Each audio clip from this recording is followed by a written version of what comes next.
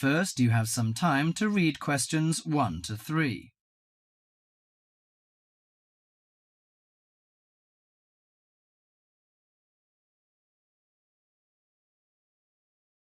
Now listen to the conversation and answer questions 1 to 3. Hi, sit down, please. How can I help you? Thank you. I'm a student in the sociology faculty. I'm coming to ask for some information about renting a room in the college or near the campus. My name is Sarah. Yes, Sarah. How long have you been here in Sydney? You are not new, I suppose. No, I'm in my second year. I came to Sydney 18 months ago from Korea. Where are you living now? I live with my aunt in my cousin's room. It's pretty nice to live with my relatives, but unfortunately my cousin has finished his term and is returning from Britain next week. I have to rent a room for myself. Yes, it sounds a little unfortunate, but I suppose it's a good chance for you to have a deeper understanding to real world. I hope so.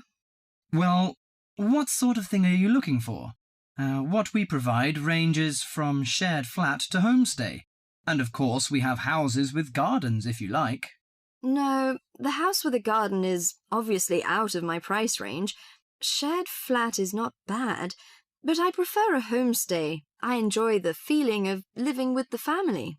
When do you plan to begin the rent? Next week, you just said? No, my cousin is arriving by next week, so I hope to move out by this weekend. This weekend, okay. The main area we deal with is around the university. Around the university, aha. Do you have anything near the northern gate of the university? You know, the sociology faculty is near the northern gate.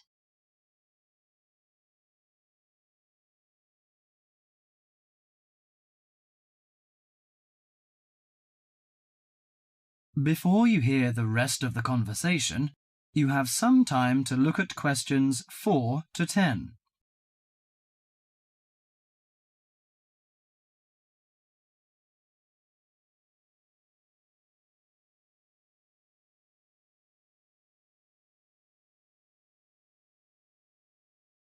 Now listen to the conversation and answer questions 4 to 10.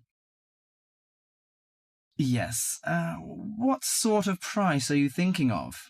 Well, could you give me some idea?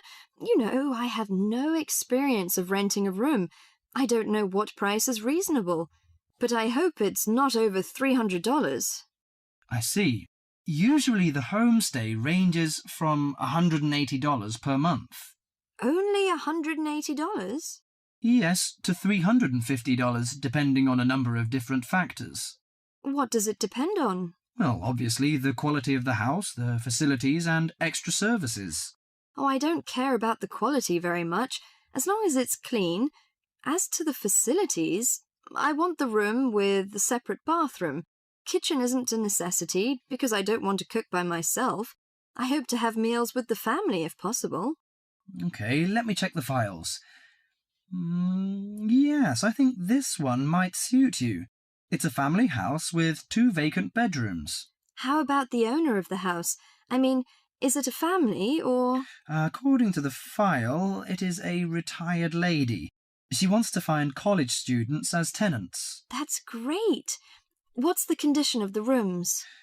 The bigger bedroom is furnished and with a bathroom, and the rent is $320 per month. The smaller one charges $250. It is furnished too, but without bathroom. Oh, $320.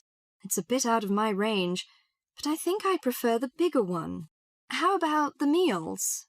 Well, the rent includes breakfasts and suppers. No lunches, however. You have to buy your lunch. That's no problem. I usually have my lunch in the college cafeteria. And that doesn't cover the water bill and electricity fee, but the laundry is included. Fine. Could you tell me the address? Yes, it's on 323 West Park Road. Let me get that down. 323. Okay, it's near the university. So, when can I have a look at the room? You know, I'm a little pressed for time. The file says the landlady is in every afternoon. So this week, say Friday? Oh, I'm afraid I can't make it then. I have a lecture on Friday afternoon till 5:30. How about Thursday? OK, that's fine. Would 5 be OK? Yes, fine. Just come here. Yes, here in the student service office. Oh, before I forget, before moving, you have to pay 1 month's rent in advance. Really? Oh, I didn't know that before. Could I ask why? As the deposit. You know, in case you damage the property or move out without giving notice. Usually this doesn't happen, but standing in the owner's shoes... Yes, I understand it all. So that's $320. OK, I'll take the money if I'm satisfied. Well, a word of advice. Don't forget to get a receipt when you pay the deposit or rent. Yes, thank you so much. That is the end of part 1. You now have half a minute to check your answers.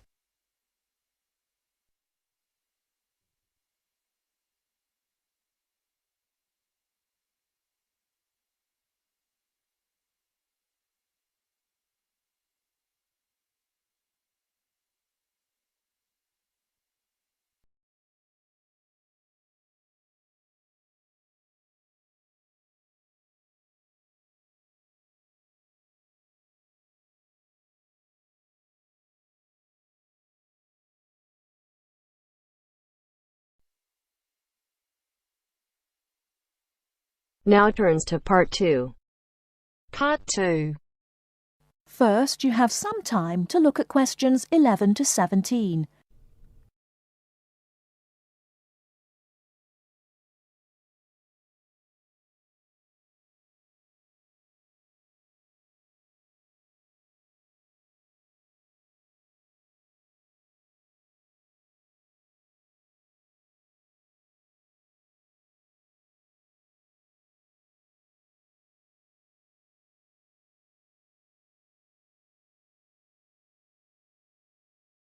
Now, listen carefully and answer questions 11 to 17.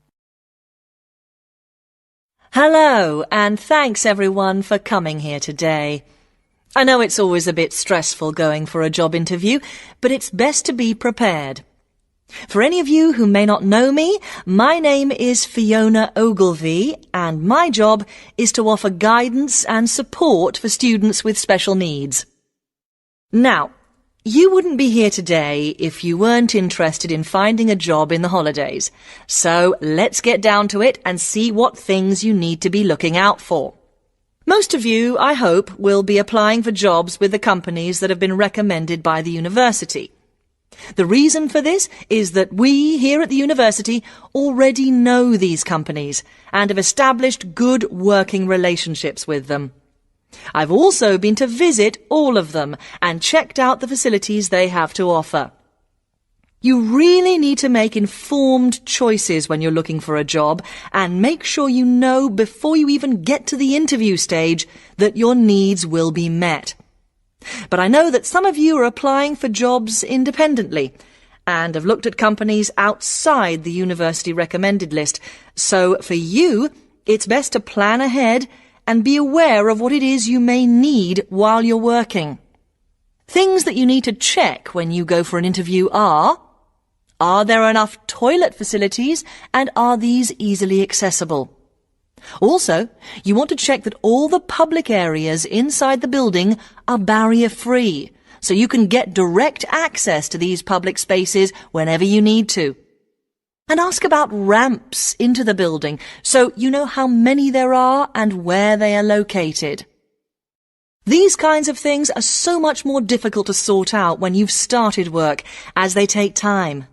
But ramps are an absolute must, so please make sure you know where they are.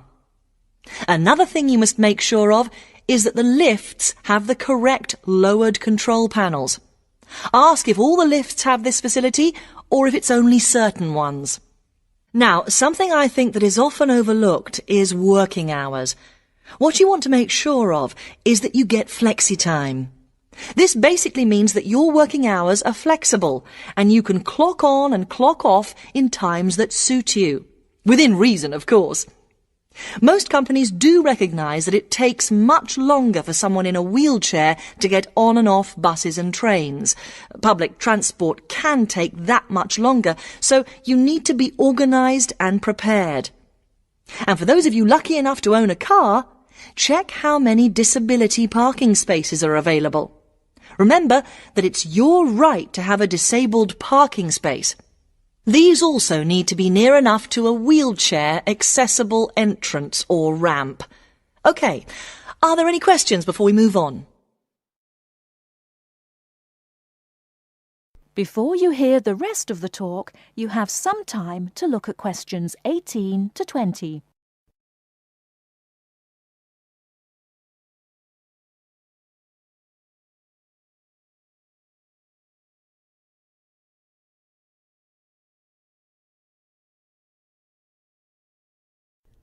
Now listen and answer questions 18 to 20. Right, let's move on then. Now I want to talk you through the series of visits to companies which we've got planned for next week. On Monday morning, we will be visiting the Lowland Hotel. They have various summer jobs available, working as a receptionist or conference organiser in their busy conference centre, organising and setting up conferences. You need to be prepared for working in an office environment and spending quite a bit of time talking on the telephone. The bus leaves for the hotel at 9 a.m, so make sure you leave yourself plenty of time to get there. When you arrive at the hotel, please gather in the reception area and wait for someone to take you to your first session, which will be a talk. The talk at the hotel will begin at 10 a.m, and then there will be a short tour of the hotel. There will be a light lunch provided, which is usually salads and sandwiches. The next place we'll be visiting will be on Tuesday afternoon. We'll be going to visit a little local company that makes handmade paper and cards. For those of you studying art, this may be just what you're looking for. We'll be taken on a tour of the company which lasts 3 hours. The tour will start at 3:30 p.m, and after that you'll have a chance to meet some of the staff. Tea and coffee will also be provided. We have no trips planned for Wednesday, but on Thursday morning we'll be going to Tobago Travel Agency. This is a very popular choice amongst our students because you can get student discounts on holidays. We've booked a coach for this, and it'll leave from outside the refectory at 8 a.m. You'll need to bring a packed lunch for this, so please don't forget. There is a little canteen where you can buy hot and cold food, but this is closed on Thursdays. Friday, we'll be having representatives from all the companies visiting us, so you will have a chance to ask any questions, and of course, put your name down on the list if you're interested in working for them over the summer. This event will take place in the main hall next to the library, and it'll run from 10:30 until 4. I really hope you make the most of this excellent opportunity to not only earn yourself some extra money, but also to gain experience of what it's like to work. And if you'd like to find out more, then please ask some of the students who worked last year. They're all wearing green badges and will be happy to speak to you afterwards. That is the end of part 2. You now have half a minute to check your answers.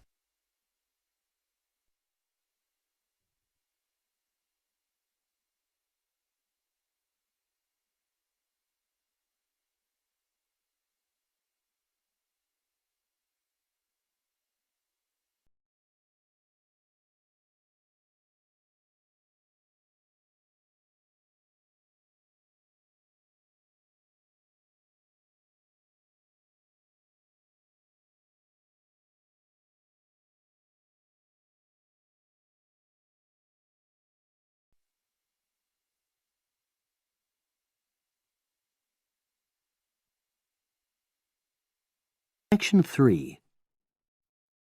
You will hear 2 business studies students discussing a presentation they'll do on an article on working effectively in groups. First, you have some time to look at questions 21 to 26.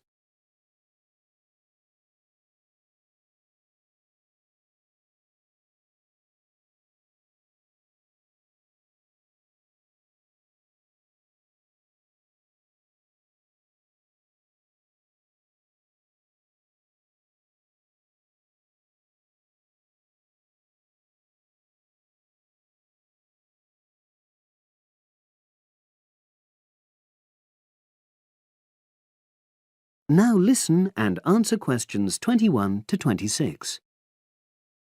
So, Brad, what did you think of the article on group work? Oh, hi, Helen. Yeah, it was pretty good, with helpful pieces of advice on how to make group work effective. I think we were lucky to be given such a straightforward text to present at the management skills seminar. Yeah. Actually, shall we discuss it now? Have you got time? Sure, it's only a 10-minute presentation, so we just need to explain and then give our views on the main points raised in the article. I'll jot down some notes. Right. So, there are 3 main sections. I suggest we start with listening. Yeah, effective listening in groups, because it's not something that's frequently covered on courses in our field. No, and we should say that in the presentation. Yeah, and also effective listening's pretty simple, you know. I don't think it's hard to learn. Well, people think it's easy, but in my experience, most of us tend to be very lazy listeners. Okay, I wouldn't argue with that. Something I do think we should emphasize is the power of the listener's posture, gestures, etc., in making speakers feel respected. Not that you're just waiting for them to finish before jumping in with your own ideas. Uh-huh. Okay, right. The next section is on goal setting. Let's make sure we're clear what the article says on this. Yeah. Well, firstly, it says that all group members must be given time to explain their own goals. That's it, yeah. And then, did it say that the whole group should agree on common goals? That's a bit too strong. It's more that everyone's agendas should be equally acceptable. But it does say that goals have to be realistic, you know. Achievable within a particular time? You've got it. That's really what the article's saying. There isn't really any point in having ideals if group members know they won't come to anything within a reasonable period. So, I think a summary covering those points will be enough for that part of the presentation, don't you? Yeah. Now, the last section is about conflict resolution. Actually, I thought it was the worst part of the article. Me too. I don't think it went into sufficient detail on the issue. Actually, I thought it devoted too much space to it, but that it was all rather boring, you know? It didn't mention some of the more radical theories. Absolutely. I found that really irritating. Right, and also I think it could have said more about conflict sometimes being healthy in groups. Absolutely. It just mentioned rather glibly about how we should avoid thinking of winners and losers, and that quick resolution of conflict is always desirable. Without explaining what these terms mean? Well, it gives quite detailed definitions, but doesn't develop a proper argument. Right. So, for the presentation, I think we just give some definitions and then explain what we felt were the weaknesses in the article's treatment of conflict resolution. Yeah, good. Now you have some time to look at questions 27 to 30.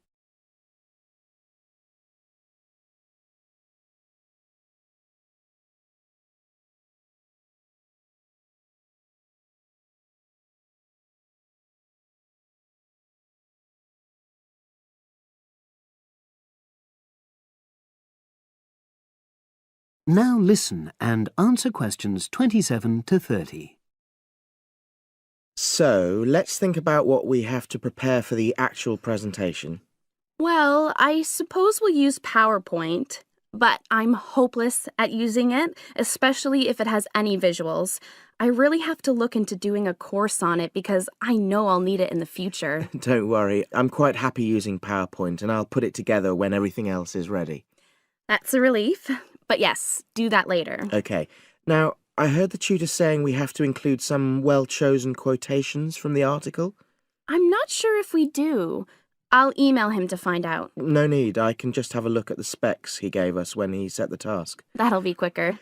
But the tutor definitely said we have to prepare a handout to go with the talk. I'm not really sure how we do that. Sarah did one last year. Who's she? She's doing the same option as me on marketing. I'll ask her advice on what to include. Great. So that just leaves the bibliography at the end. I suppose it'll mainly be articles. Yeah. So we'll just look on the web, and we can leave that till later. But we've been advised against that? Well, we could have a look through some journals in the library. I think we should start by looking through module handbooks. I think that'll give us some good leads. Yeah, you're probably right. So, that's all the topics. That is the end of section 3. You now have half a minute to check your answers.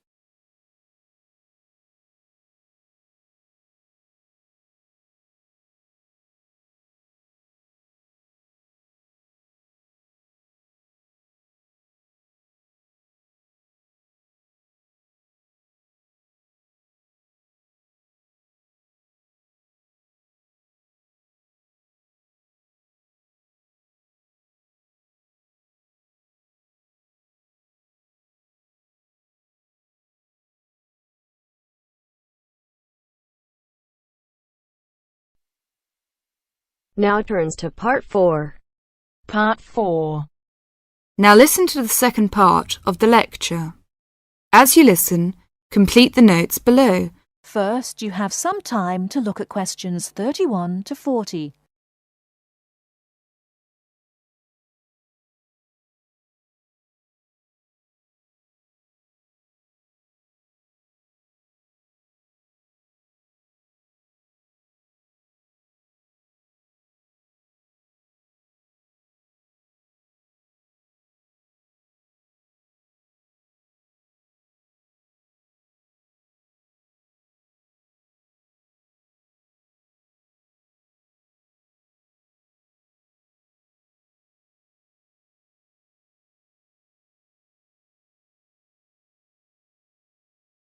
Now listen carefully and answer questions 31 to 40. Now let's turn to shopping, which may interest you more. In general, shops open at 9 o'clock in the morning and close at 5:30 in the afternoon. In country towns and quieter suburbs, smaller shops close for an hour at lunchtime, and once a week there tends to be an early closing day when most shops shut during the afternoon. Many cities have a late night once a week when shops stay open until approximately 8 o'clock in the evening.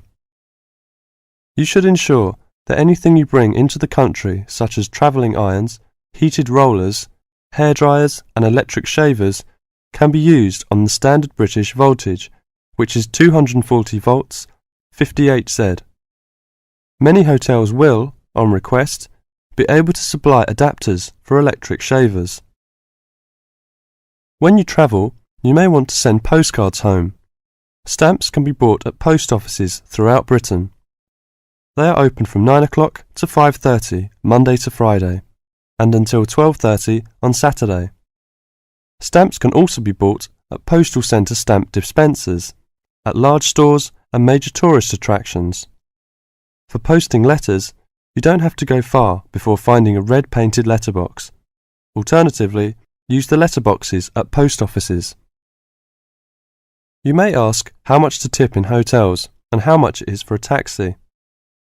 There are no fixed rules on tariffs about this, and the following is intended only as a guide to customary practice. Most hotel bills include a service charge, usually 10 to 12%, but in some larger hotels 15%. Where a service charge is not included, it is customary to divide 10 to 15% of the bill among the staff who have given good service.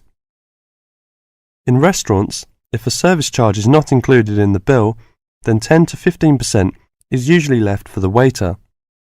For porters, we usually give 30p to 50p per suitcase. For taxis, 10 to 15% of the fare. Hairdressers, £2 according to how much work they have done, plus 50p to the assistant who washed your hair.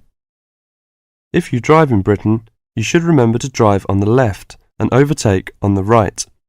The wearing of seatbelts is compulsory for the driver and front seat passengers. Now let's talk about full details of Britain's road regulations. A copy of the Highway Code can be obtained from offices of the Automobile Association, AA, or Royal Automobile Club, RAC, at most ports of entry. These two motoring organisations can also provide plenty of helpful information to all motorists. Contact AA telephone is 01 854 7373 24-hour service. RAC telephone is 0304 204 256 24-hour service. For something more serious, telephone operators will give you the telephone number and address of a local doctor's surgery. Alternatively, you can go to the casualty department of any general hospital or, in the case of severe emergency, dial 999. 999 is free. Remember, unless you belong to a European Community country or one with which the UK has reciprocal health arrangements, you will be charged for the full cost of medical treatment in Britain, except in the case of accidents or emergencies requiring outpatients treatments only. It would therefore be wise to take out full medical insurance before leaving home. That is the end of part 4. You now have half a minute to check your answers.